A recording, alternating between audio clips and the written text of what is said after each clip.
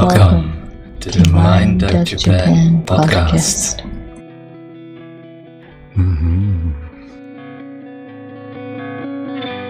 Episode 21.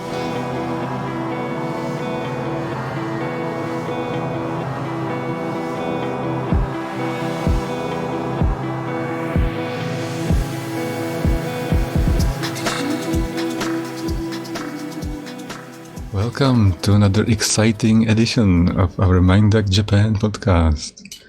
On this exciting adventure, I'd like to take you on a journey to see all the tea of the world and have a wonderful, relaxing and eye-opening experience in the world of tea. Joining us on this episode is Chan. How are you today? I'm doing just fine, Philip. Thank you for asking. Very nice to have you. And we also are happy to welcome Martin again. How are you, Martin? I'm feeling very zen right now. Thank you, Philip. We're all gathered here today to discuss our passion, our obsession, our wandering lust for tea. Let me tell you, Chan, I love tea. Do you love tea? No, Philip. I fucking hate tea.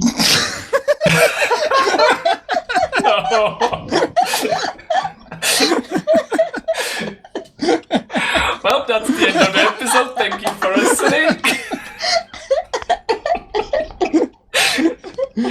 Do you like tea, Martina? Yes. To my right, there is a shelf. That shelf is full of Japanese tea. And to my left, there's the kitchen, and in that kitchen there's a shelf, and that shelf is full of another random tea from all over the world. So I think I can quite say that I like tea. Yeah. In this episode, I cut out all the other topics, and I'd like to focus on just one topic, and it's tea. I talked about this with Chen, and she said it's a very bad idea. And I talked about it with Martin, and he said it was a good idea. So what we're going to do this episode is discuss all things tea in Japan. Because I am obsessed with tea. Martin as well. And Chen doesn't give a shit. Yeah, exactly. And so we are the addicts here, and you're the the one that's gonna calm us down. Yes, I'm gonna be the ref on this matter. Yeah. And to quickly have a short memory, how much we like tea, I'd like to listen to a very short clip from 1.5 years ago in Kyoto, where we visited a tea shop with Martin. And oh no. And we talked about how nice the food and drinks and tea are in Japan. And I asked Martin how he liked the tea when he smelled it in the Japanese tea shop in Kyoto. Do you remember what you said? I know it was something about orgasm, but it was I don't know. So I'll send you this clip. Like the other day we went to a tea shop. Do you remember what he said when he smelled the tea? I was okay. That's one of the occasions. And I just asked, can we have ordinary hojicha tea? And we opened the bag and he smelled it. And it was amazing. It was the best smell in my life, I would say. And that's why I bought the whole bag. So yeah, I'm looking forward to opening it and having orgasms, multiple orgasms. Yes, it smelled like green tea. Okay, I was totally off.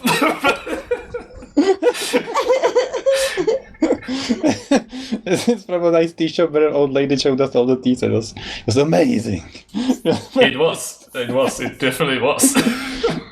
Like it was a highlight from Kyoto. So I am tea obsessed. I can't live without tea. Just a caffeine addiction, but I hate coffee. Do you drink coffee, Martina? Unless somebody gives it to me, I'm not gonna make it myself. I'll say that. Okay. And Chan's gone through a wonderful transformation from get this off of my face for fuck's sake to she actually has a tea that she likes in Japan. Like one tea. And also we're going to discuss why all of this tea preference is complete nonsense at the end with the thought of the day, so you can look forward to that. But before we get into all this tea discussion, I'd like to quickly look back after 20 episodes of this podcast. And when we did the 11th episode, we looked at the first 10 episode names and talked about how bad the names were. And I want to just quickly do it again because I had a lot of fun doing that. I want to see if it got better or worse. So I'm going to quickly tell you the names of the last 10 episodes from 11 to 20 and tell me what do you think? Well, I'm gonna say they're already looking good if this episode is called TTT.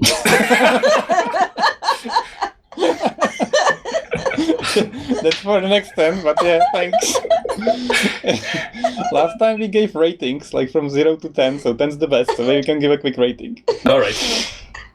So episode 11 was called Mascot Epidemic.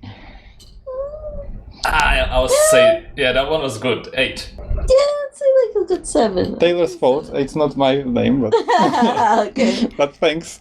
Episode 12 was Hakone Okinawa Niko. Yeah, that's just boring. What? It's just boring, you know.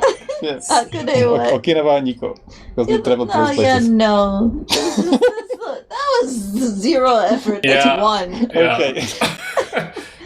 Let's say 0. So episode 13, when it was released, I called it like the best game ever. But then I changed it to game. It's only good if you know, like, Yeah, the proper pronunciation. Which after listening to the episode, Yes. you should know. So Yeah. the name should be bad, and after you listen, it should be amazing. yeah. Yeah. Entertaining for me. Before the episode 4, after the episode 7. Okay. So number 14 was Decapitation Hell Club, Yes. It was interesting. 9. which is an English translation from the Japanese band that has parody songs, that makes parody songs. Oh yeah. Let's have 7 or 8. Okay. So number 15, Cleaning Yell. That was just the advert That's name. the advert, right? Yeah. It's like a 4. Also quite like. So it's 16, Bicycle Madness. I mean, you could have cleaning madness, tea madness. Yeah. March Madness. Hey, Match Madness. Match Madness, is okay, sorry. amazing. What the? Wait. I'm out of scope here. What does that. What? So in the US, when it's basketball season, it's called March Madness. And there was a newscaster that just kept fucking it up like 3 times on the same newscast. And she was so excited. She was like, "Are you ready for Match Madness?" Mardness. Okay, that's great. So Team Madness. Yeah, that's true. Like it was. Yeah, there's too much madness here. So let's go with 5. So episode 17 is Swearing with an Egyptian. It's kind of funny. Yeah, that's a good one. Okay, 18, Not My Name, Philip's Bizarre Anime Adventure. I mean, it's after JoJo. So, like, I mean, it's fine. Okay. It's like, okay, fine. Bye. I can't really like give a proper grading to that. Okay, 19, Mountain Bake Bandit. That one's 10 out of 10. Oh, really? Mountain Bake Bandit. That's That was a good name, but also like from basically the name of the. It was like the local food, right? Yeah. Yeah. Which Local is food in great Matsumoto. name. It's a great name. Not your name, but it's a great name. And episode 20, Cycle Kid becomes Cycle Man. 10 out of 10. Oh god. 8. Okay, thanks. So I'm not sure. It's very. It's fluctuating a lot, these ratings. I'm not sure. It's very hit and miss, mostly miss. And I feel like the ratings are much worse than the first 10 episodes. Language quirk. So first part, how can you say tea in Japanese? And what kind of teas, like language-wise, can you find in Japan? Well, I've done my tea research, even though I am not a fan. But I wanted to get to the bottom of this, so y'all strap in and hold on for this ride. So, ocha is just tea in general, and for some reason Japanese people are really proud of green tea. So usually, like, if you ask for some ocha, you're gonna get green tea unless you specify. But specifically, green tea is ryokucha, which ryoku is a way to say green and cha is a way to say tea in Japanese. But there are many kinds of teas. We're gonna break this down. There are kinds of teas which are determined by their structure, as in leaves or flowers or stems. And then there are ways of growing the tea which depends on their shading amount. Then there are ways of harvesting tea which depends on the season that you picked it. And then there are ways of cooking or steaming the tea. And all of these things make up tea. But people get them real confused. For the listeners, I wish you could see Chen saying this, because she's got amazing body language. She's like having this mind palace organized tea structure boxes, and she's like showing me with her fingers and hands. Yeah. It's amazing. I'm like slowly moving down this hierarchy with my hands, but no one can see it. And all this coming from a person who hated tea 2 years ago and couldn't stand it. And when I offered her tea, she would be like, oh, fuck no. But I needed to get to the bottom of this. So first thing first, there are maybe about 9 types of actual tea offered in Japan. So we have barley tea, which is mugicha.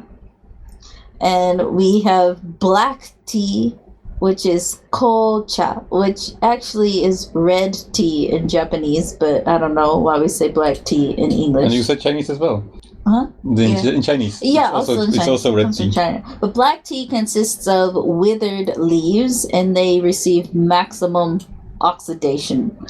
And let's see, we have green tea, which is ryokucha, and it consists of leaves, any leaves. So ocha is just like any tea in Japanese, and ryokucha is like specifically in general green tea. Yeah, so I'm going through it. Barley tea is made from barley. That's non-caffeine, by the way.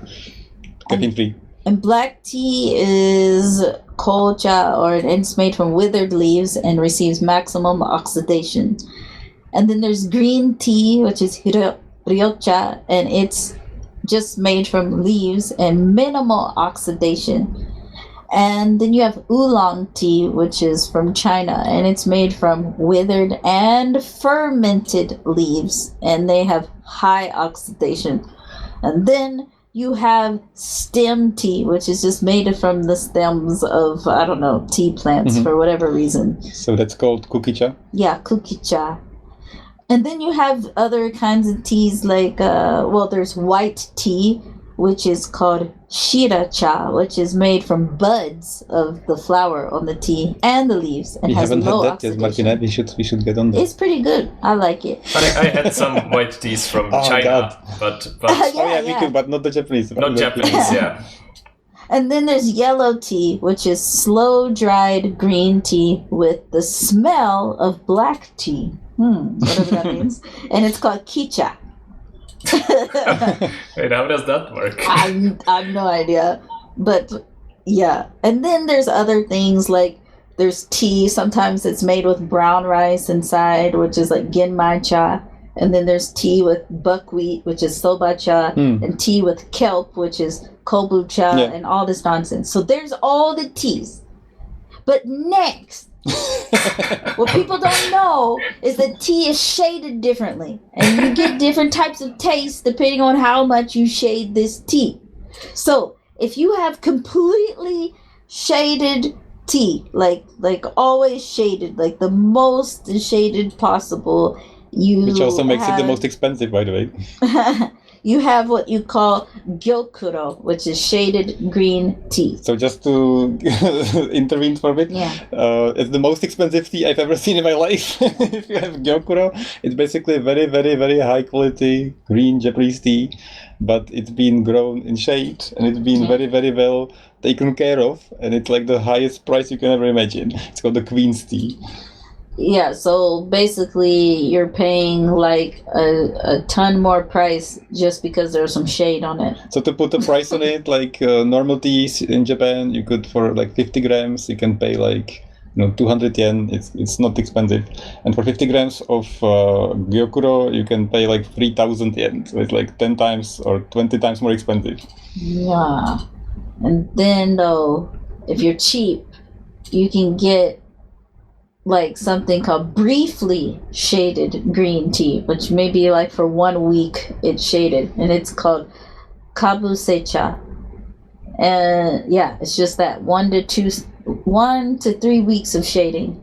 And then if you're real cheap, you can just get sencha, which is basically The most common tea. yeah, like it's unshaded green tea.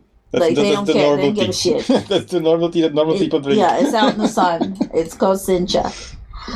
But to go a step further, it depends on your harvest time. So you can have sencha, but then you can have like first harvest sencha or like second harvest or something. So the number one best tea would be like gyokuro, like shaded tea, but taken in the first season, which would be the seasons are called bancha, which is like tea of the harvest.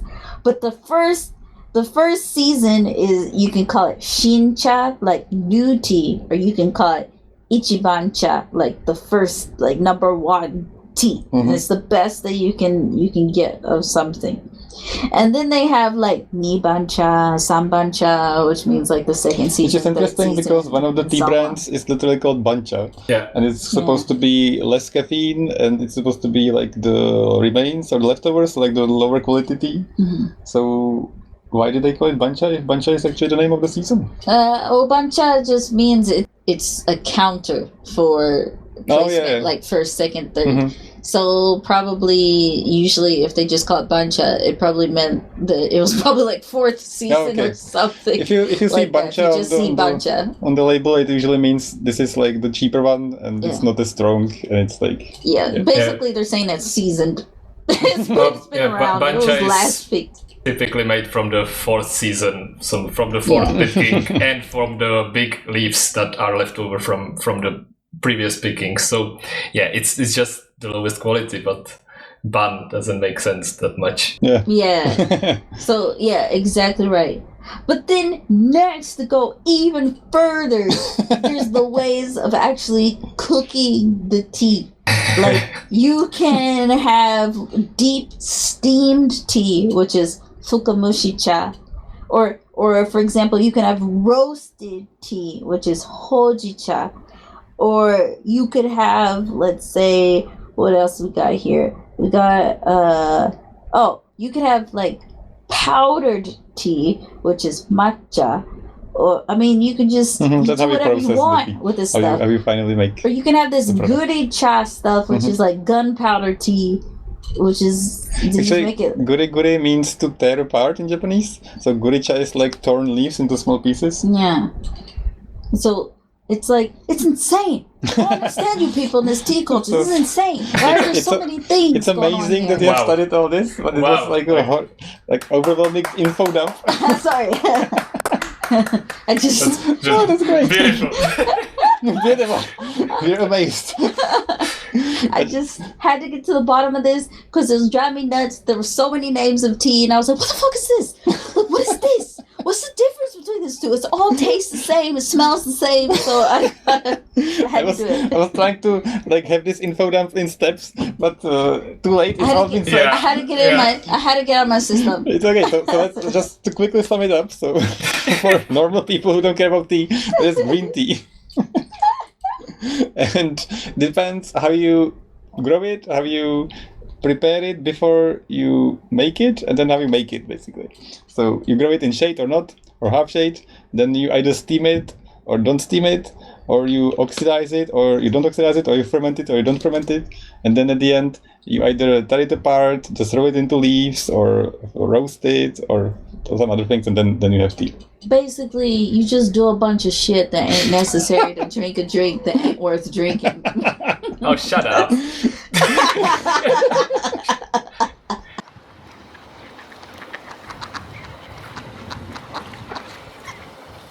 Have you seen hojicha outside of Japan? No, like you can't really buy this stuff, or like it's not made anywhere else, I think. That's very strange to me because it's a very characteristic and like a rich, nice taste. It smells really nice. That was the tea that Martin smelled in the clip we listened to at the beginning. He Yes. smelled hojicha. And it smells really nice. It's like nice roasted, like a little bit chocolatey sometimes. So if you're partially or at least a little bit interested in tea, have some hojicha when you come to Japan. That's different, that you can't get elsewhere. And then you have all these fukamushicha, which is deep steamed, so you prepare it longer. And that's our personal favorite because when you open it, it smells very rich, a little bit like fermented, but it's not fermented. This smells like matcha to me. That's why I like It it. smells very, very strong. Like if you imagine very, very rich taste, like if you take a whiff of it when you open the bag, it's like it's like intense. And the taste is also like very, very intense. So I love this because it's like a very fresh, very strong green tea that's very, very tasty. It's Yeah. not bitter. It's not I don't know. It's just great. But you have to steep it very short time, which most people who don't care about tea, they just oversteep it. So this one's just 30 seconds. It's really fast. And then there is a very funny thing about kombucha, because somewhere somebody, I think it was in China, made kombucha, and then it went to the west and to the east, like to Japan and to the US, and it became two completely different things, and it makes people very upset and surprised and shocked. And I hate both. Some people like honor them. So do you guys know what's the difference, or do you know what kombucha is? I thought that was the kelp thing. In Japanese it means kelp tea, and it's sometimes salty, and it's so good for your digestion. It's caffeine free, and it's a very, very characteristic strong taste. It's more like soup. Okay. Isn't it some sort of alcoholic drink? Like, Not really, but similar. So Japanese version, just kelp tea. In Europe and America, some kind of a hipster or somebody decided to grow a mushroom in a bottle oh, and ferment it and leave it there for months. So if you make kombucha, like what American and European people think it is you grow a mushroom for it's like a culture, and you have to like nutrition it and like have it in your house for months, and then you have this fermented like thing that grows in your bottle, and then you pour it into a glass and you ferment it some more, and it's like super acidic, special fermented tea. Never heard of it. And I have a note here that it started in Russia and northern East China, and it contains yeast and bacteria, and it smells like hell. I hate it so much. that actually sounds horrible, yeah. Yeah. If you go to a all green, bio-friendly, what is it called, the whole wheat shop, like Earth lovers? I don't know what Earth you're lovers. talking about. Yeah. An organic food Organic market, yeah. That's Okay. it. So if you go to an organic like food shop, so they always have it like in plastic bottles already prepared, and you can get it in many places except Asia. And in Asia they have something else. No, never mind. And last note, you will see uji everywhere if you like matcha, and you I've can. never seen it. Fuji. Yeah, I always see two flavors if I buy matcha, and it's always matcha or uji matcha, or you can have some. You can have something or something. So uji is just a name of an area in Kyoto, and that's supposedly from the 13th century, where the production of matcha like historically started. And it's supposed to contain all the knowledge and wonderful taste and the history and all this like legacy of matcha in Japan. So if you have uji, it's like the more traditional, like richer taste. And I have to say it tastes better. Like usually it's a little bit better quality, or it's like especially ice cream. If you like matcha ice cream, which I love, get the uji version. That's usually better. So it was exhausting. So many terms. Thank you.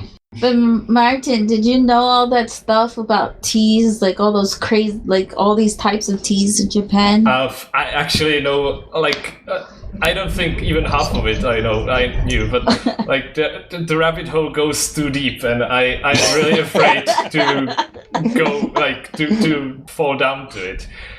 Like, the only info I can add is, like, do you know why the tea is shaded? No. No. Well, let me explain. There's more. So as you probably know, there's like two active ingredients, and that's thein, which is basically caffeine, and theanines. And those things are like the amount of thein and theanine is basically dependent on how much sun the plant actually gets. And the more sun it gets, the more these compounds break down. So basically the gyokuro and kabusecha, the gyokuro and kabusecha have much more thein and theanines in them than the sencha bancha stuff. So it's really strong in not only flavor, but also it gives you a lot of energy boost. Yeah, that's basically it. It basically preserves the active compounds. Just got really scientific. I learned a lot, actually. Thanks. It makes sense. We get more hype, so we like the expensive teas because more caffeine. Yeah. Basically. I didn't know that, actually. Crippling caffeine addiction, that's what it is. I'm really interested in the caffeine or thein amount in teas, which from those we were like naming, hojicha and kukicha are the main ones that don't really have thein in them, or not that much as the rest of the Japanese teas. And also bancha is on the like mid side of things, so you can drink those basically throughout the whole day, and it doesn't really make you not wanting to sleep. Like it doesn't make you that jumpy and full of energy like the rest of the teas. That's good to know. I'm already exhausted. Should have some tea.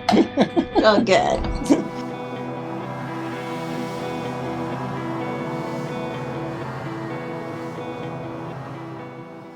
Traveling tips. I'd like to give you a very short tip about drinking tea, and then a place to visit, of course. So this isn't a thing I've seen in other countries, but any tea shop you get inside of, you get free tea drinking samples. So get into all the tea shops and drink all the teas for free. That's the traveling tip. If they don't offer it straight away, just ask about any given tea on display and they will give you a sample of something. Usually they have a teapot at the entrance, like a huge ass teapot, and they can just hand out teas, and they're very happy about you tasting them because nobody wants to usually. People are very shy. The same goes to for restaurants. In many like chain restaurants, you can just ask for free tea. And people usually don't do it because they're not tea obsessed. But if you go to any of those like Matsuya or Yoshimosh, which means Yoshinoya, I call it Yoshimosh because mosh is Australian slang for food, I think. And Yosh means like, let's do it in Japanese. So What's the food? Yoshimosh is the cleverest pun for Australian English Japanese. And also like the conveyor belt sushi restaurants, they have unlimited free tea supply. It's amazing. Yeah. Philip drinks like 5 or 6 teas, and I drink like 1 glass of hot water. And compared to Europe, all these teas in all these restaurants are really, really good. So if you don't want to spend any money, just have some tea. Just visit any tea shop. That sounds like what a Czech person would do regularly. Yes. Exactly. So then, where to go if you wanna like see tea? One of the most famous places is Kyoto, of course. There are many shops and many famous places. But also Shizuoka is one of the biggest producers of tea in Japan. They have a lot of tea farms. So I have always wished to visit an actual tea farm and pick tea myself, which you can do in Shizuoka. In 2 places or 3 places. I found the cheapest because I'm Czech. And it was a really, really nice place. You go on top of this hill. If you want to find it, look on the map of Shizuoka, the city, and go south to the sea, and then go along the sea to the east until you see a huge green spot, which is a big hill with a shrine. you can't miss it. So on top of this huge hill, there is a tea farm where you can go to by bus, and you can pay a small fee to go into this nice tea farm with a view of the sea and Fuji, and you can pick tea. It's amazing. I finally had my dream come true. Chen was there too. Yeah. What did you think? It was alright. Yeah. And you can take the tea leaves, the fresh tea leaves, home, which I always wanted to try and make tea myself at home. Which more about that later. But, Well, the cat was really interesting when we went to the tea farm. I was more interested in the cat, to be honest. why was the cat interesting? Because the cat was cute. But I was terrified of that bug. You know what? I hated picking tea because there was this giant, like, green stick bug, half praying mantis that flew out of nowhere and dive bombed me. I was no, done. please, no. Just no. So no. I was like smelling the tea leaves and like picking them like very meticulously. So I was like,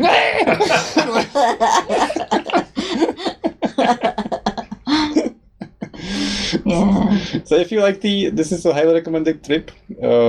Next to this tea farm, there's a nice shrine where you can go by a ropeway, and then you can have this like huge staircase that goes like down a cliff, and there's a huge view of the sea. It's a really nice place. And we saw the best advertisements ever made near this place for a car shop. And we've all seen this photo. If you never look at the podcast notes, this is one photo you have to see. And it's a man in a business suit running, and he's blue. His skin is blue, and his Oh god, this thing. and he's got a tie, and his face is forming into the front of a car. His chin is a bumper. His eyes are the headlights. Yeah, it's weird. It's the strangest shit I've ever seen. It's so strong. It's so strange. I don't know. Like it at all. And it's a huge billboard, like next to the car shop, next to the showroom, and it's like a billboard, and on top of the billboard, the transforming head that's transforming into a car, it's like protruding out of the billboard. And the slogan of the car shop said something like "Cow." Yeah, it was like all in bold letters, and it was like "buy car." Well, you know, the important thing, like, it worked, right? You remember it? I will never forget this I'm image. haunted Exactly. by this. I'm surprised I haven't had nightmares about it yet. It's amazing. News and stories. I had a very colorful experience of making tea at home. And I brought back fresh tea leaves from the tea farm in Shizuoka, and I was trying to do something with them at home. Mm-hmm. And I failed on different levels. Before we get into this in detail, in general, how much did you fail? How much did you succeed? Oh, quite a lot. I failed quite a lot, yeah. So what I'd like to do is to describe everything I did. Just like steps of stuff I tried. And for you too, I have a question from Chen. What did she think about when I was doing it? And for Martin, did you also do that? Or not? All right. I'm also going to add in some comments about. So Philip's going to describe what he did, and I'm going to add in his comments, my rendition of the words he actually said when doing them. And I'm going to try to do his accent too. Nice. Now I'm excited. Like, let's do this. So first thing you do, of course, you're interested how it's gonna smell. So you take a leaf and you like mold it, break it in your hands, and you try to smell it, and you're prepared for this like exhilarating, orgasmic scent of amazing fresh tea. Did you do that? Yeah, it doesn't smell like anything. I don't know. Well, commentary was Philip. Doesn't smell like anything. Okay. What's this like? I don't smell anything.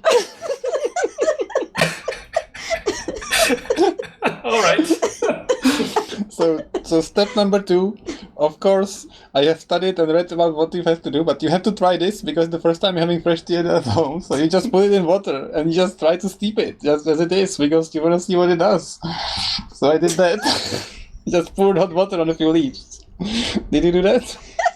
I didn't. Okay. I was actually. I think it was because you were already telling me about Okay. it. So you already told me about it. So I had insider info. So I knew not to do that. Well, comments though. Comment, yeah. Well, Chan says, "So how is it?" And Philip says, "Well, I made something, but it's not tea. It's just something. I don't know. Is it good? Let me." It's something, but it's not tea. So then I decided I have to go deeper and stronger. So I boiled it. I boiled hot water with the tea, with the fresh tea leaves for a long time. Like, just to get something out of it. Did you do this? Nope.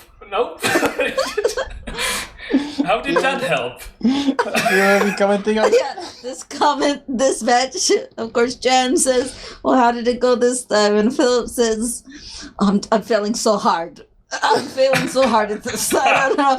I made something again, but it doesn't taste the same. What's wrong? Like, what's wrong with it? I don't know what I'm doing wrong.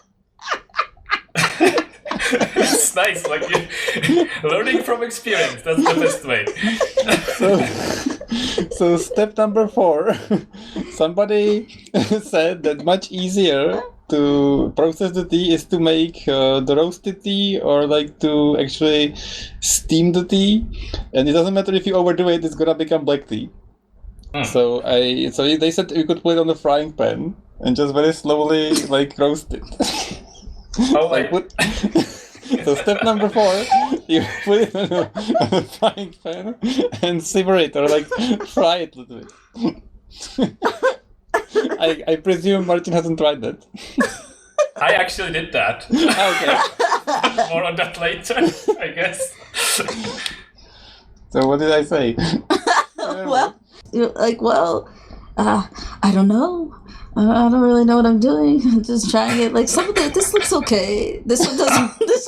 This one doesn't look okay. This one looks okay. I don't know.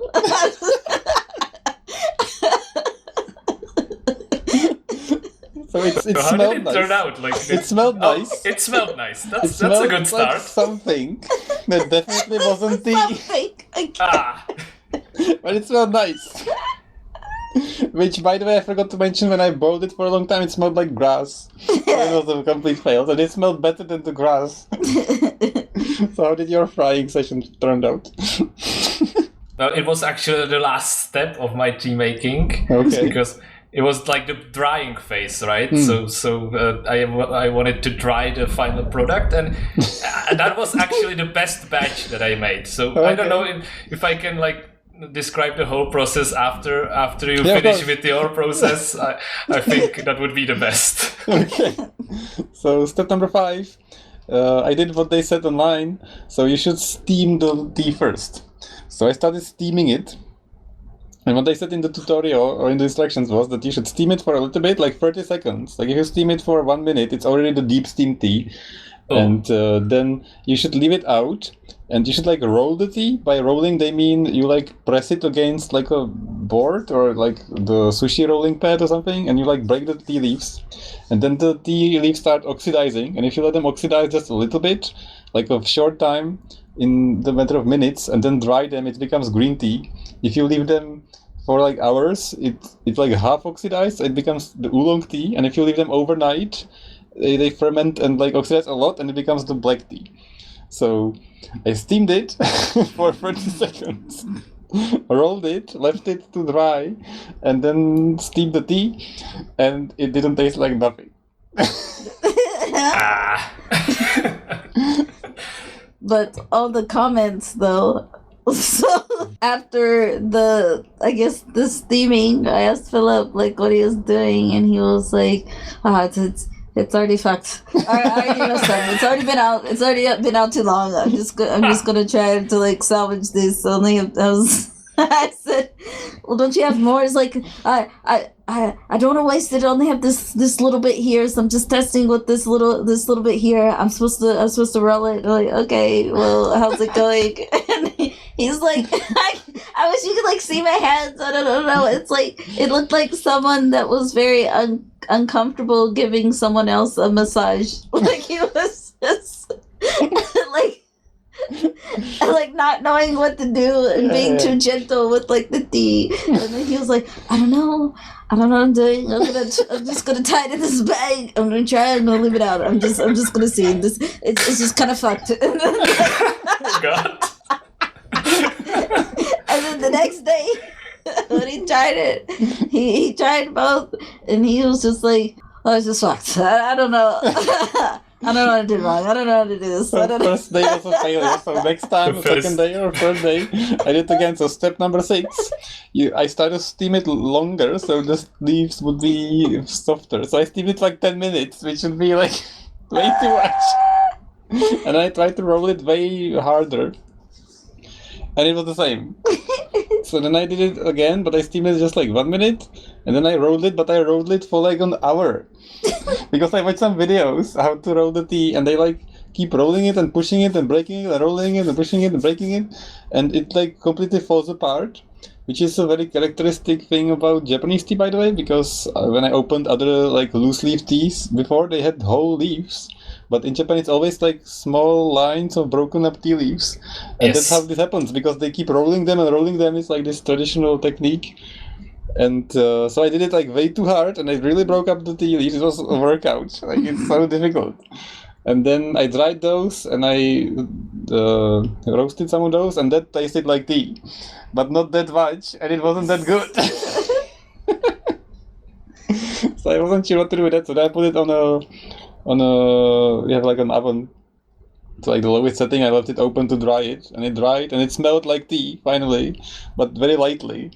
And the tea that, because when I read the instructions online, they were like, your whole house is gonna smell like tea, and you're gonna love it, and it's gonna be amazing. When you put it on the oven, it's gonna be like the best scent and incense for your house. And yes, I can't wait for this like tea smell for the whole house.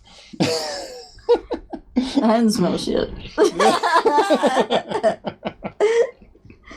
So after all this process, the only tea that tasted like tea and was kind of, I could feel the caffeine, so there was something in it, but it didn't smell and taste like the tea you would think of, was that I really steamed it, really rolled it, like really a lot. Then I like tied it in a plastic bag, left it somewhere overnight, which they said is like the most intense like fermentation process, and then I dried it, and it turned a little bit brown, and then this like tea thing that I made tasted something, and I had that, and that's it. But the last comment was, tea experiment failed.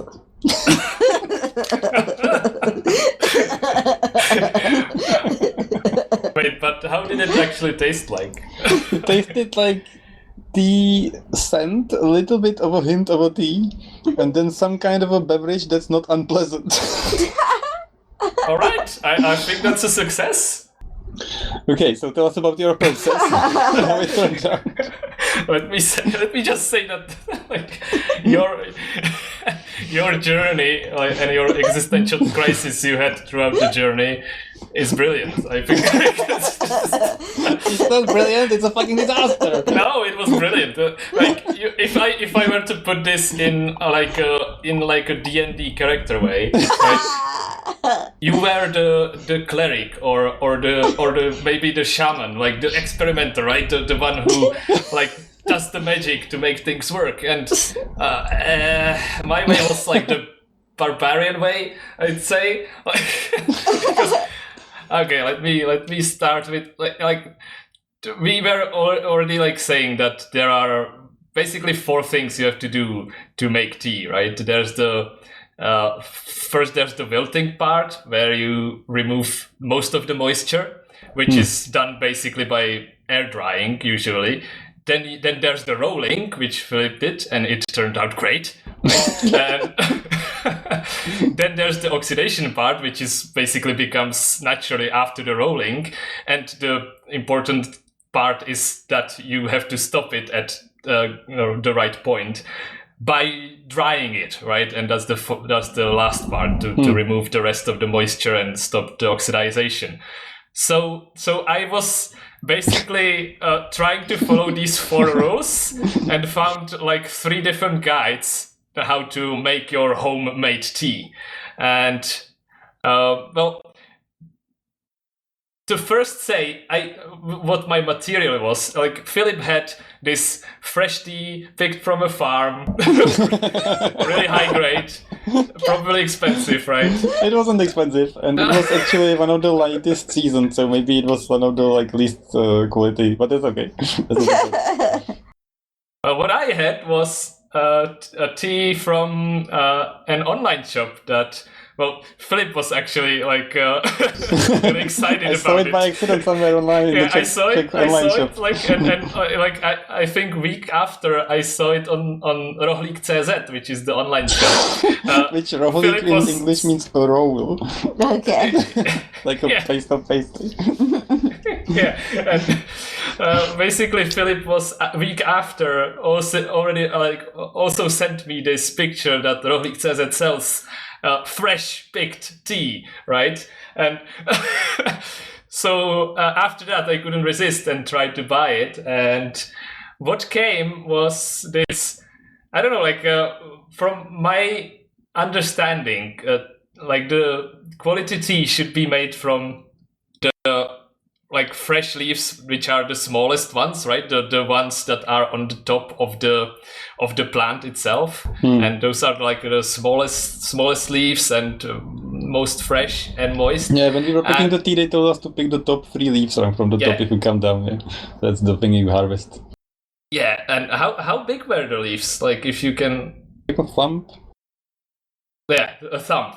Well, that's great. Thank you for saying that, because what I got was this huge dry thing that looked like it was somewhere in a plastic bag for like 2 years, and the leaves were as big as the palm of my hand. I would say. Wow. Yes. So it was probably like leftovers from pickings that just don't normally get used in tea making. So that's what I got, and that's what I worked with. So bear with me on this journey, because it was bound to fail from the start. Right. So yeah, I bought this tea, and I found these 3 guides, which were quite similar in these like 4 parts, which is the wilting, rolling, oxidization, and drying. But there were different ways of doing these parts. So the first in the guide, what was said in the guide was to preheat the oven to 180 degrees centigrade, and then leave the leaves in for 10 minutes. So seems like way too long. Yeah, I didn't know that, but yeah, it's fucking too long. So I did that. Like I took part of the leaves, I spread them out on a sheet, and put it in the preheated oven. And after 5 minutes, I went and checked on them, and what I saw was this, let's say charcoal black sheets of whatever that was. Those were no longer leaves, but yeah. So I realized that it's time to take them out of there. So I did. And then there was supposed to be the rolling part, right? So I started rolling, and well, that turned out great as well, because we made it into dust over that. Basically, yeah, I had this charcoal dust that I. Just imagine the sound like. So the rolling process went just. Great. It went great. I turned like I have to do the oxidization part because well, it was oxidized, all right. Let's say that. And well, the drying part was also like useless, so that was it. I had this charcoal black sprinkles. Like this pile of dust. Yes. Okay, I guess it's oxidizing. And then okay, I'm gonna dry it. Oh, it's dried. Done. So yeah, that was the first. That was the first attempt. Did you actually try to drink that? I smelled it. It smelled like coal. And I actually I poured some hot water over it, and I tried to drink it. It probably gave me cancer after trying it, but as you can imagine, it didn't really taste like anything. It was just complete fail. So yeah, that's my first attempt. I didn't expect it to be much worse than mine. Yeah, I said like your journey was like a really good one. You had the librarian way, right? You knew like you were experimenting, and the experiment actually worked. Not really, but okay. I guess. But like through this error, I realized that like oven wasn't the option, or at least not my oven. So the two other guys that I found were actually suggesting to use the microwave for the first part, which I felt like totally flabbergasted by that, right? Like, fucking microwave? Like, I'm gonna microwave tea leaves? What the fuck? Well, I wanted to give it a try, so first I actually used scissors to cut the leaves because... Like into pieces? Yeah, into pieces because the leaves were fucking big. Oh yeah, like the leaves were really big, and when you saw the guide, they had this like small, like you said, like leaves that were big as your thumb, and everything looked so great and fresh, and mine were like this like dry sheet of paper, and yeah, so I actually used scissors to cut the leaves into acceptable size, and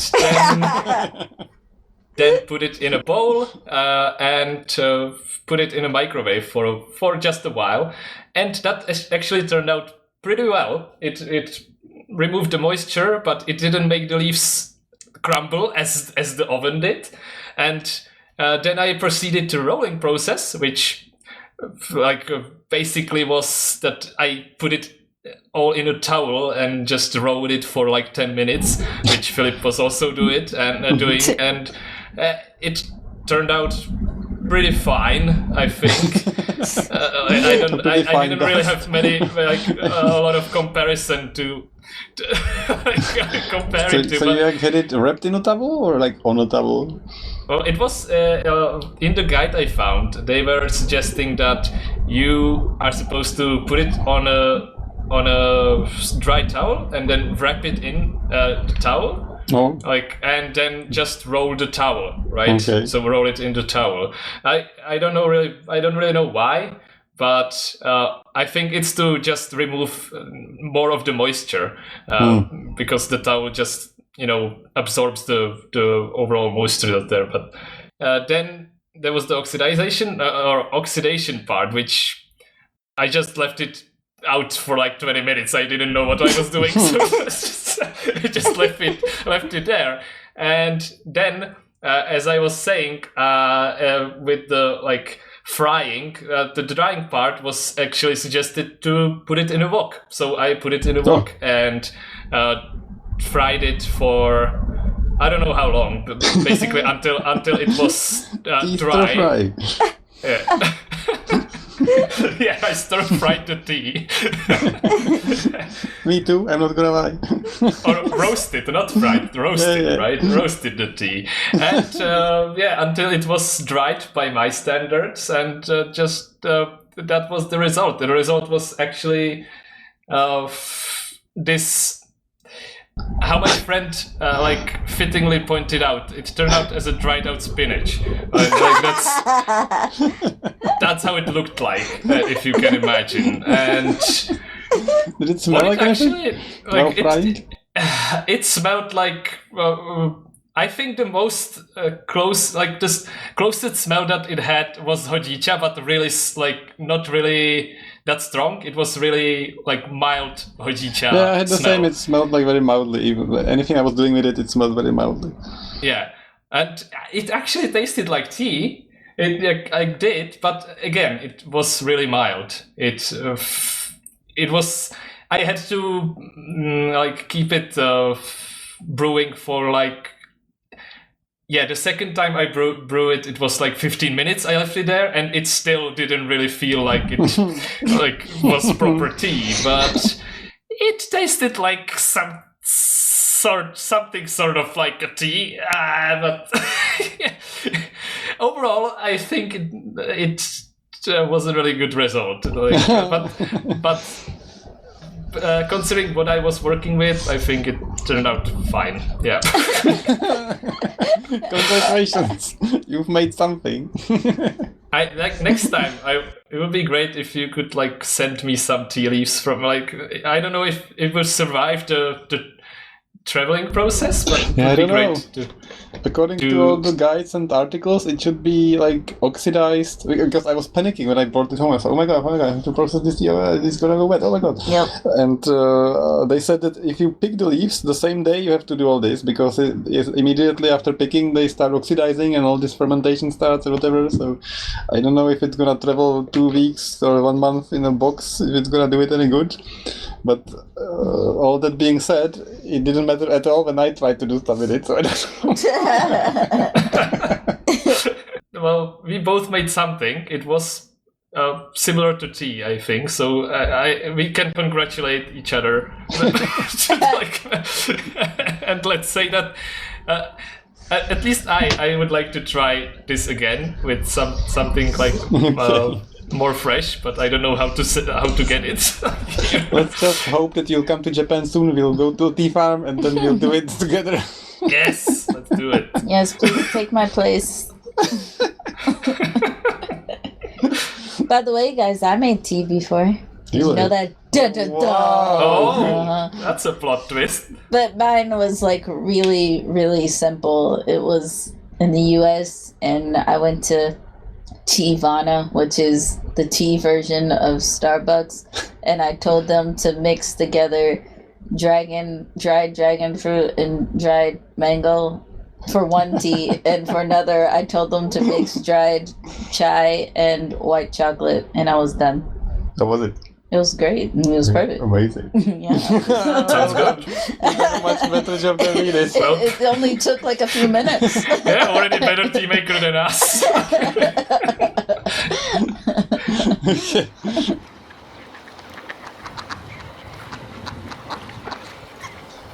For all the tea lovers, I have a puzzle.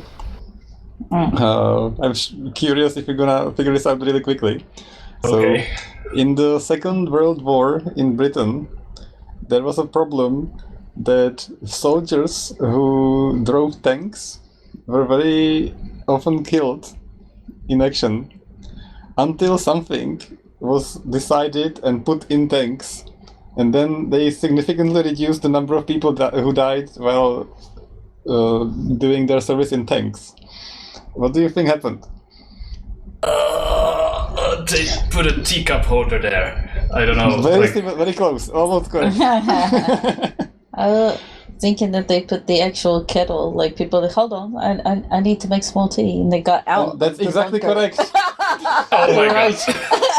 Because there wasn't a way to make tea in the tank, so they went outside to boil the tea and died because they got shot. That makes sense. Nice. You got it, you're great. This is called the lateral thinking puzzle, if you know those. It's like a strange problem. So it's one of my favorites. So after they installed tea heaters and kettles that could make tea inside of the tank, a significant number of people survived. That's a shame. So, Großen Panzer actually makes sense now. Like, the girl drinking tea in a tank is Oh, really? actual. Like, Oh. yeah. Well, in Großen Panzer, one school, well, we were talking about it, right? One school is the British school, and they just drink Oh, tea wow, in a tank yeah. Oh all yeah, the time. you So, mentioned that. That might have some historical significance. That's funny. yes. That's awesome. That's Okay. funny.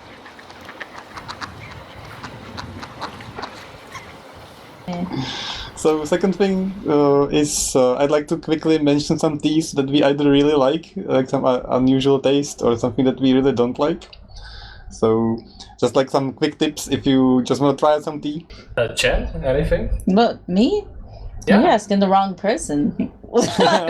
Like the hating part, and like, right? At least. I mean, maybe I would just say like chai tea, but made like homemade. Like I make it with. See, I make tea. I take condensed milk and nutmeg and cardamom and like all these spices and make like this thick kind of paste that I just put into some black tea and mix it together to make my own chai. So I like sweet teas like It's that. basically masala tea if you're That Indian. sounds really great. And It's good. in the US it's called chai. And that's very confusing because in the Czech language chai means tea, and in Turkish Yes. chai means tea. Yeah. So it's very confusing. But what do you mean? It's like a lot of spices and Yeah. like strong tea with milk and sugar. That's Yeah. it. So usually I would say masala. I think that's Yeah. another. Yeah. And also maybe Thai tea because I like the color because it's usually orange, but you make it with a lot of coconut milk and also condensed milk again. I like teas that require condensed milk. Thai tea is also one of my tips. It's I haven't found it anywhere before I went to Thailand, and then they had it everywhere on the streets and the shops, and there wasn't any name for it. It was just a Thai tea #1 brand. And it's like this. It's like this red and white like tea package, and it's like really cheap, and it's like this ground up powder of spices and black tea, and it's really strong orange, and if you mix it with some sweet something and milk, it's really nice. It's really unusual taste. It tastes like caramel. Like it tastes like you're drinking like kind of cold caramel. This tea is not that well known, I think, but you can easily buy it online. So if you're interested in this, it's not expensive. Just search for Thai black tea and look for this package that says Thai #1 brand tea. It's like red and white. But you will be sorely disappointed if you like just make it by itself. Yeah, Like, you have to. must use like condensed coconut milk or at least condensed milk and add coconut milk. How about you, Martin? What's your recommendation? And as you were saying, like, I completely agree with anything with milk. Like, I love adding milk to tea. I've experimented with it quite a lot. I tried, like, well, obviously black teas with milk, but I also tried green tea with milk, which is not bad. I tried puer with milk. Don't do that. Just don't. Puer, I hate that. Yeah, it's just horrible. But I actually found out that if you brew it with about 70 to 80 degrees hot water, it's much less bitter than it's normally, and it's actually drinkable. But otherwise, I don't really enjoy puer. And also, I tried. Recently. You recommended the rooibos with milk and Yeah, honey. I want to mention that. And that's my new favorite with milk because It's it's a really very good. unusual combination. I really recommend it if you haven't tried. Shouldn't it be soy milk though? You said it's Honey better with milk. soy milk. Yeah. The taste. I tried normal milk. I didn't try soy milk, but normal milk is fine. I like both. think. Okay. My favorite teas would be probably kukicha from the Japanese ones because it has this really strong smell, and also I think the flavor is really It's unique different. to compared to other Japanese teas. It's really different, yeah. And also I wanted to mention white butterfly tea or bai hu de. I don't know how you like pronounce that. You die. Bai hu die. Yeah, that's the new pronunciation. Let's do that. And the bai hu die tea is really interesting because I think it was in China reserved for only the emperor. Only the emperor could drink this tea, and only recently, like it has been like released to the public that you can like drink this, and it's really nice. It has this sweet flavor even if you don't add sugar to it. And it's one of the mildest teas I have been drinking, and I really enjoy it. It's my favorite white tea. Never heard of it. So yeah, bai hu dai tea. Right. Yeah, bai hu died. The white butterfly dies. It wouldn't be a discussion of tea if I didn't mention Turkish tea. I think it's my like all-time favorite thing. If you didn't know, Turkey is the biggest consumer of tea in the world. Per year, one person in Turkey consumes 6.96 pounds of tea. Jeez. Oh god. It's I don't know how many kilograms. Was it like 3 kilograms? 3 kilograms of tea per year, which is funny that in Turkey you can buy tea, but only half kilograms packages and kilogram packages, and also like 5 kilogram packages. It's amazing. It's really cheap. And what they do is they put a lot of this like ground up black tea with cardamom, sorry, and you boil it in a 2-level teapot very slowly. So the bottom teapot has only boiling water, and the top teapot on top of this one is slowly boiling black tea for a very long time, and then you pour it into this small glass that looks like a shot, and you put a lot of sugar in it, and if you make it really hot, really strong, it tastes almost like chocolate. It's like it really like gets you going. It's like so horribly strong. They have different strengths because you can pour the hot water from the bottom teapot and dilute the tea from the top teapot and have it as strong as you like. So if you're a tourist and you're in a Turkish restaurant, they give you like 1 centimeter of the tea and then the rest water. And if you're Turkish, there is no water to dilute it. It's very funny. So that's one of my favorite teas. Yeah, I'm just gonna add that this is the only tea that Adam is actually able to drink and not say that it's bitter. Like Adam has a similar approach to tea as Chan. Like he doesn't really care about tea, and it's like usually if it's not sweet, it's undrinkable. So the Turkish tea is the only tea I was able to give him, and he actually liked it. This one is called Rize. It's from an area in Turkey called Rize. And you can also find it online, not expensive. And you can also find the double-level teapots, which they also have electric kettles with 2 levels, which is funny. But even if you don't have a double kettle, you can just put 2 pots on top of each other and boil it for a while. I think it gives it a different taste, and it's quite interesting. So just very shortly, teas that I don't recommend. I don't recommend Moroccan mint super sugary death tea in Morocco. Oh yeah. Which they make by boiling, like similar process like the Turkish tea, but they boil it in just one pot, so it gets burnt a little bit, and they boil green gunpowder tea with mint leaves, fresh mint leaves, and sugar, and it's a very intense, like strong taste that's killed by the sugar. Because in Morocco they believe that the more sugar you have, the more wealthy you are. So you have to over-sweeten it to show that you're like a posh person. And if you serve somebody tea who's a guest, it has to be extra sweet to show that you're taking extra care of them. So everybody has horrible teeth and everybody's dying of sugar and this tea and it's everywhere. It's something.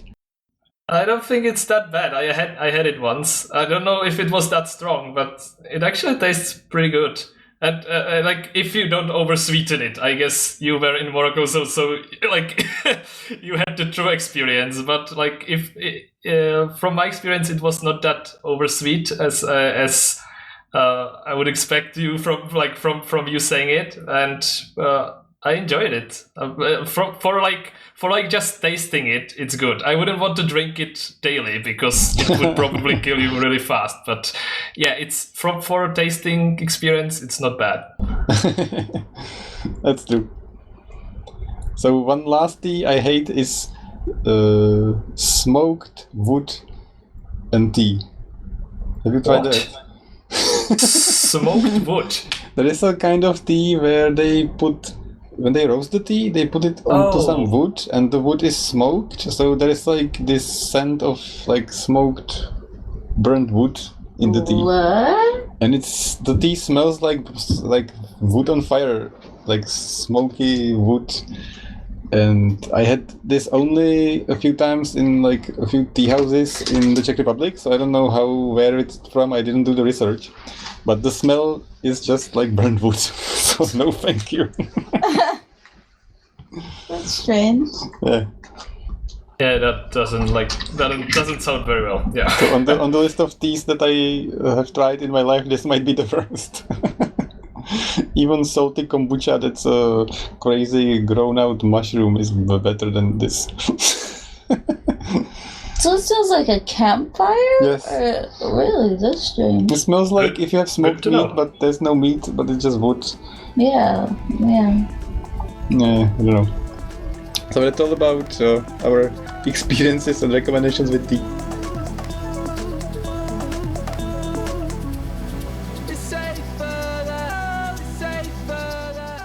It's the brand name of the week.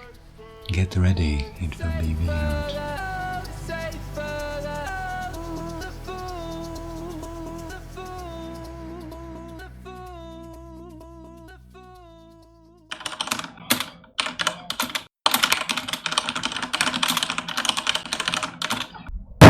FBI, open up! We found sensitive information! Oh, Get no, on no, your knees! There's No. nothing in here. There's nothing here. Oh, we can see it on your screen! Oh man. Damn. Busted! In an age of digital information, no information is truly secure unless it's encoded.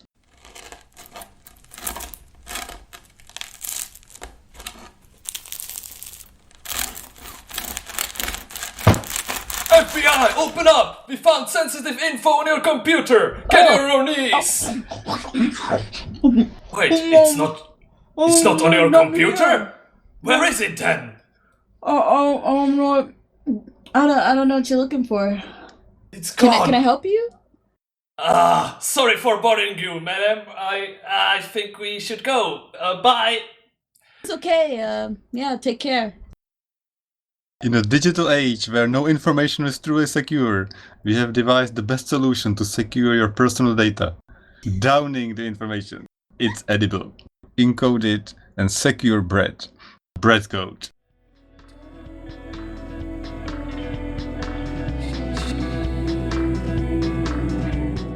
Food and drinks.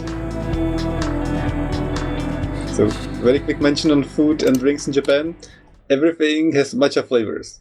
And I wouldn't believe it. Of course, there is matcha biscuits, matcha cookies, matcha ice cream, which matcha ice cream is delicious, and many shops offer a choice of how intense the matcha is going to be. And one shop in Kamakura has 6 levels of matcha. You can have little matcha, and then you can have super ultra matcha. It's amazing. So I recommend matcha ice cream. But you can have waffles, pancakes, Oreos, Kit Kat, popcorn. But then you can have lipstick with matcha. How do you like that? The smell is better than the taste. I will tell you that. It's very Don't oily. taste it. And do the second one last. So it's actually designed for eating? Or Well, I don't think it was, but the smell tastes it smells exactly like matcha, so it's like the kid syndrome, you know? Like if you have a dog biscuit shaped like an Oreo, you want to taste it. So it's like you have this lipstick and like it smells exactly like matcha. You're just like want to put your tongue to it, and then it's like oily and bitter. it's the taste. interesting. And the strangest to me personally was potato chips with matcha. like salty potato chips, but there's matcha powder on them. So they're green, which is a little bit concerning because many times with low quality Czech potato chips, when they go bad, they turn green. Huh. So it looks like they went bad. And it doesn't taste like much, it just smells a little bit like matcha. Tastes like normal potato chips. Then I also found cup curry noodles, like instant noodles with matcha, which I haven't tried yet. I should try that. And also curry. Like Adam is a curry connoisseur. I should send him some matcha curry. Oh, you should. Yeah. But I don't think Adam appreciates matcha that well. Like that much. But he appreciates curry. He'd be in a real dilemma. Yeah. So I want to see. And in Kyoto, they have a factory for matcha flavored beer. So you can have that. It's like foamy and completely green. But the weirdest thing, the worst, for tea lovers. It was featured on the episode with Richard when he made an advert about it. Yeah. So if you've listened to that one, you already know that they have matcha scented toilet paper. It's like, That exists. why would you wipe your butt with something you like to drink? I don't know. It's very strange. So I'm sure there's many, many more products with matcha in Japan. So if you like tea. Is there matcha shampoo? I want to try that. I had Oh, hojicha dude. shampoo. Oh. And I think I had oolong shampoo. Ooh. Oh. I don't know. In if one of the onsens, they had like a huge, like overblown selection of shampoos, and one of them, some of them were tea, and one of them was hojicha, and one of them was oolong, and then I don't remember if they had some green tea. It's interesting. But it smelled nice. The oolong tea actually, the shampoo smelled nice. I like that. And I remembered I wanted to buy it, and then I forgot they had it. Yeah. So just a quick note about matcha flavors.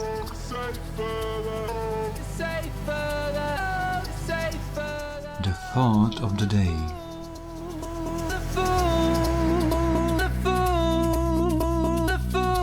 So, thought of the day, as the final remarks, we have to talk about this as the end of this episode.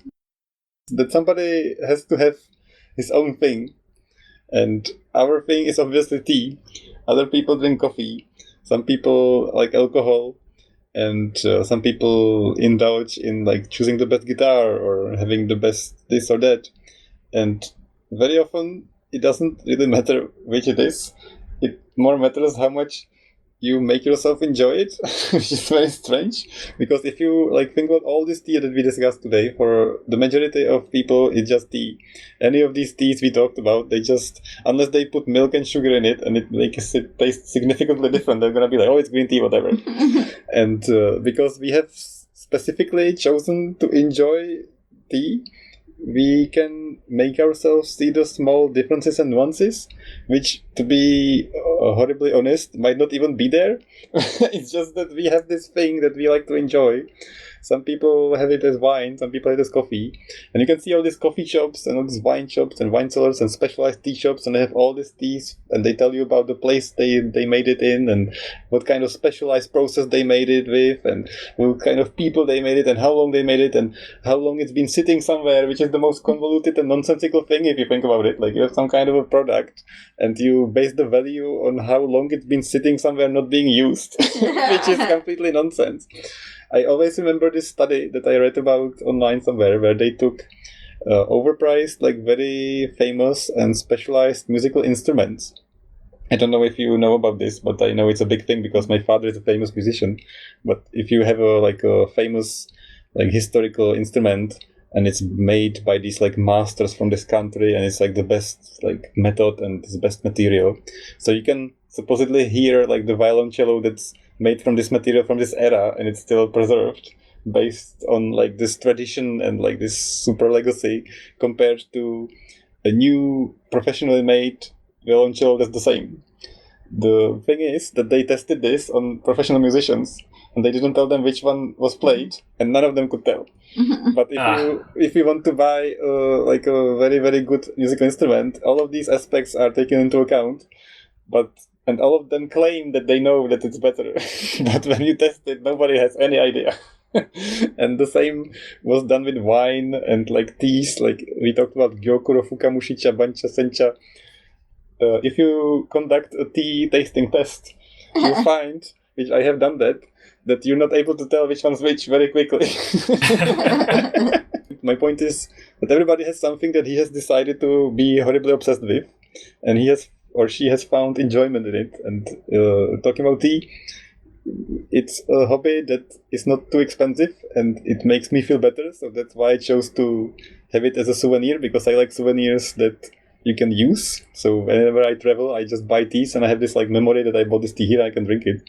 At the end of the day, it tastes the same, like some other tea I could have somewhere else.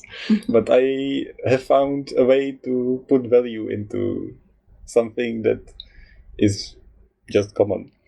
And there's this notion of like what makes you feel happy.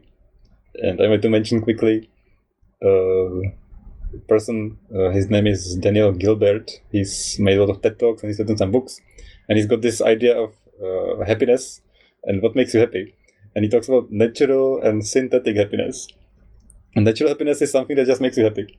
And your dreams come true and you do what you wanted to do and it's all perfect. And synthetic happiness is something that is not what you wanted, but it does kind of what you wanted, or it's something you needed.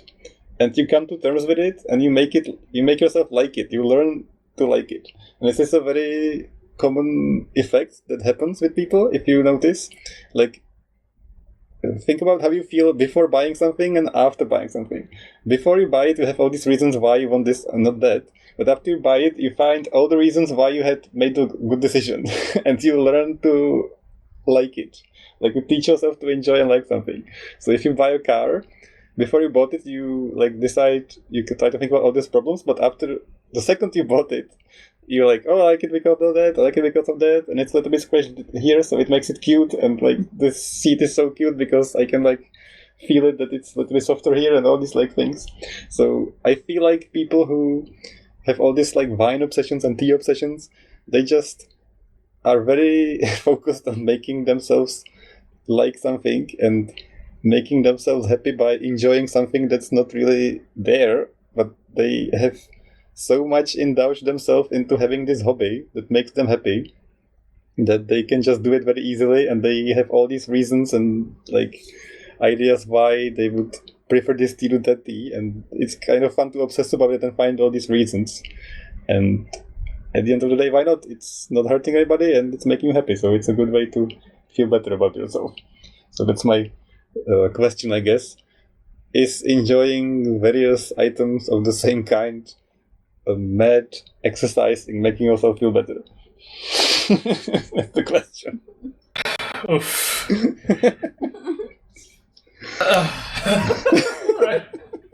Right. As always, it was more convoluted than it needed to be, but sure. I started with tea from a more practical perspective because I drank a lot of fizzy drinks and soft drinks, and I'm the same actually. so I needed something that will replace this fizzy drink I know experience. So I started drinking tea more and more, and I think like I didn't care about tea before that. And as you were saying, like it's I made myself like it, and then I started like researching or at least finding out different information about the tea. And what I think, like, people like lore, right? People like to know stuff about a particular That's a topic. good way to put it.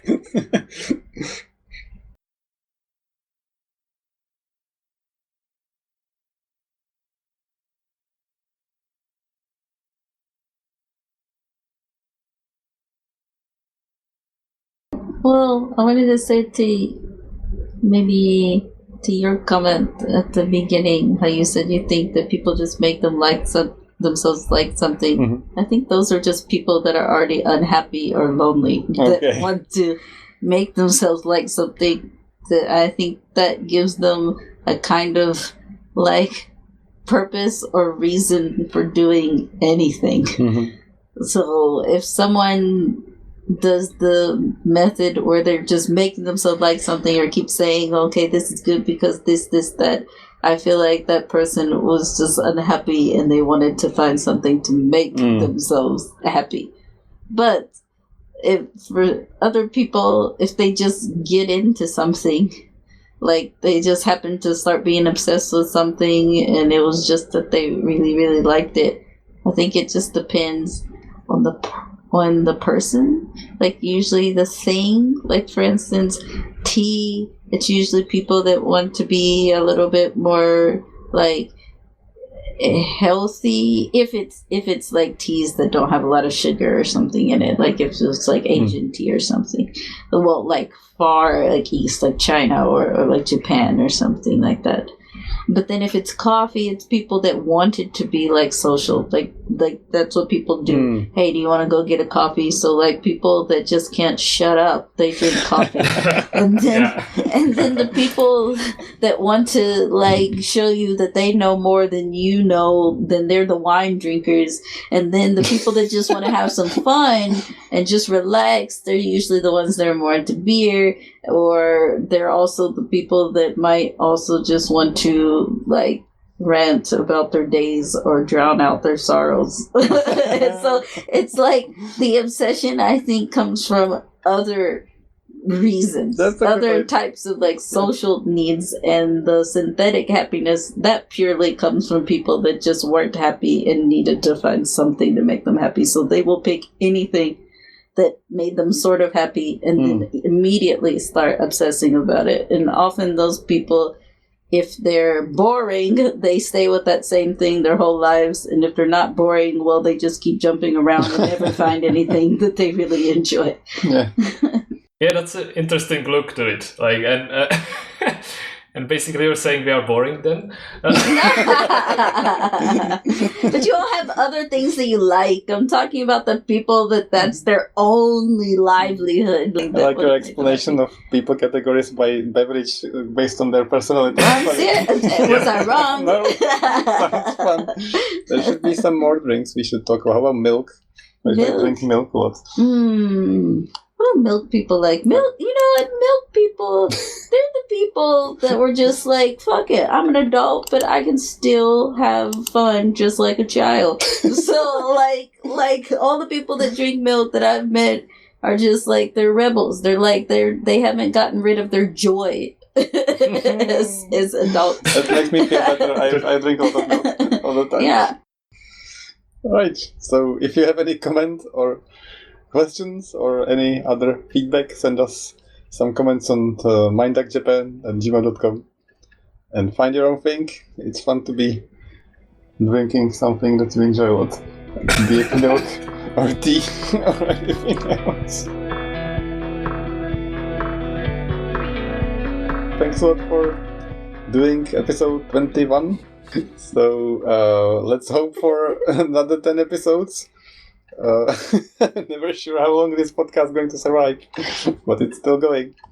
Any final shout out? Always ask if you have an Instagram or Twitter or a personal tea account. Oh, no links, but to foreshadow events that may happen later in this year. Chan might be releasing music. Ooh. That would definitely be featured here very heavily. Yes. Stay tuned. That would be amazing. Yes, I'm excited. Nice. And also, there is a social network called Steepster. And it's... Oh, you were talking about this, yes. So I forgot I meant to mention this. So we'll include our Steepster profiles where we have like one tea. It is insane that this exists. It's a social network where you log what kind of tea you own, drink, and enjoy, and there's nothing else to be done than just type what kind of tea you had, where did you buy it, and how did you like it. Wow. And it's called Steepster. So if somebody asks you what kind of social network you're on, definitely say Steepster. Right, I should get on that, but think it you sounds are like... there. I think I sent you that like 2 years ago or something. I don't think I started it any time. Like, I don't know. I don't remember. But it sounds like too much of a hassle. But yeah, maybe like in time. I'm gonna do it, and I'm gonna be like, these two teas, chai tea and Thai tea. That's all. If you go to Steepster.com, it says dive into the universe of tea. Write a tea journal. See what others are drinking and get the recommendations from people you trust. Nice. There's a button CYT lovers.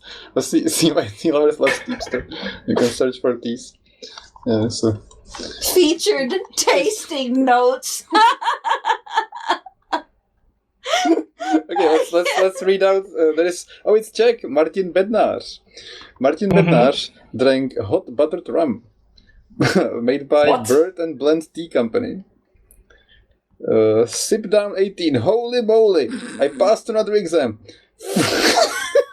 What? How does that have anything to do with tea? Freight forwarding in a demanding subject with moody teacher. I went as last in the group. It was oral exam via MS Teams, and I passed with the best mark. Just how? Vicky says, some celebrate January the 17th as Hot Buttered Rum Day. Oops, 3 days too late. So I have decided to celebrate it with boozy tea. No regrets. Best review on Steepster.com. Please follow Martin Bednar. Great. He wrote this about 22 hours ago, so it was just after his exam. Oh, that was meant for us to find.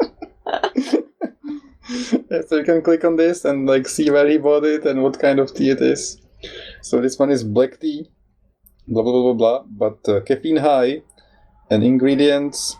There's the booze: caramel, ginger, oak wood, no, Oakwood. bergamot.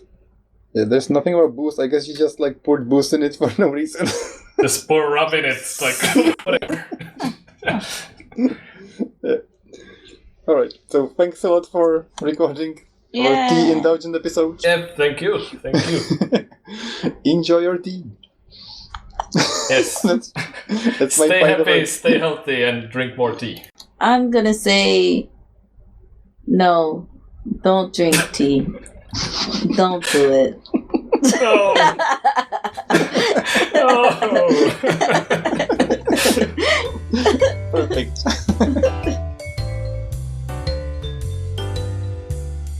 Just imagine instead of initiating sex, you're making me a cup of tea. You say, hey, would you like a cup of tea? And I say, oh my god, I would love a cup of tea, thank you. Then make me tea, because you know I always want a cup of tea. If you say, hey, would you like a cup of tea? And I'm like, let me think about that. Yes, I always want tea. Then you can make me a cup of tea because I always want a cup of tea. If you offer someone else a cup of tea and they don't drink it, and this is the important bit, I will drink their tea. I always want a cup of tea. Don't make them drink it, I will drink it for them. If they say, no thank you, don't make them drink tea. Don't get annoyed at them for not wanting tea, just give me the tea. They did want tea, and now they don't. I want that tea. And if I am unconscious, and you have made some tea, wake me up. I will want that tea.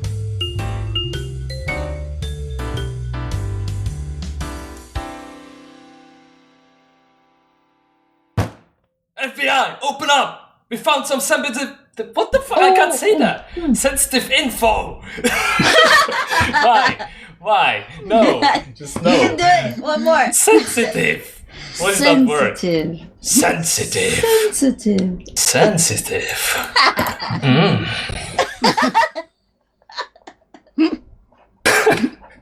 Sensitive.